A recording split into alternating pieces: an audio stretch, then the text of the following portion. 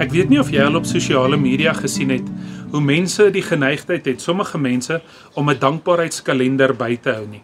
So wat hierdie persone sal doen is hulle sal elke liewe dag vir 365 dae van die jaar 'n plasing maak op hulle sosiale media profiel waar hulle een ding of dalk selfs 'n hele lysie dinge opnoem waaroor hulle vandag op daardie spesifieke dag dankbaar is. En dit het my 'n bietjie aan die dink laat sit. Hoe sal my en jou dankbaarheidskalender lyk as ons nie fokus op die dinge waaroor ons dankbaar is nie, maar as ons die oomblikke, die geleenthede, die situasies in ons dag raak sien waar ons die Here se goedheid ervaar het, wanneer ons pertinent, intentioneel uitkyk vir die Here se goedheid in ons lewe. Dit is wat die psalmdigter gedoen het in Psalm 118. Die psalmdigter het na sy of haar eie lewe gekyk en die situasies en die omstandighede in hulle eie lewe raak gesien waar die Here se goedheid tentoongestel is.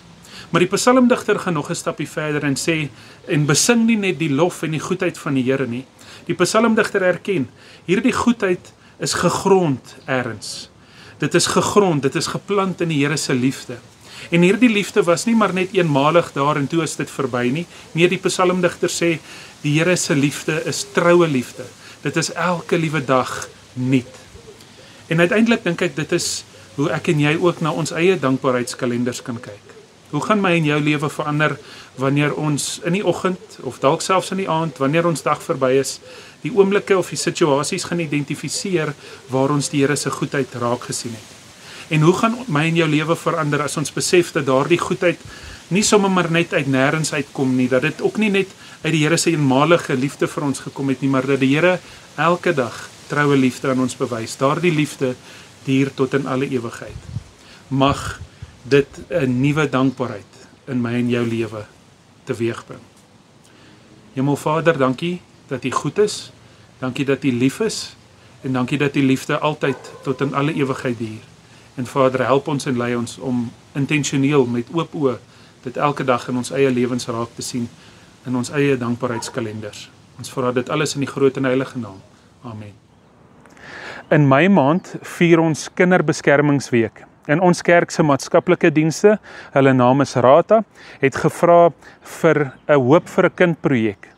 En hulle samel dan nou geld in om kinders wat behoeftig is, kinders wat weggeneem is van hulle huise af omdat hulle huise ondraaglik geword het of nie veilige plekke is nie, of omdat hierdie kinders mishandel word.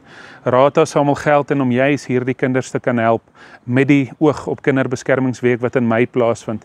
Ons vra alreeds hulp in hierdie verband as jy voel dat die Here dit op jou hart geplaas het en jy wil graag 'n ietsie gee om 'n verskil te maak in 'n behoeftige kind se lewe met die oog op Kinderbeskermingsweek wat in Mei plaasvind, is jy baie welkom op die onderstaande skakel te klik en 'n donasie te maak. Hierdie gelde betaal ons dan nou in Mei maand oor aan Rata sodat hulle die goeie werk kan doen wat hulle elke dag doen.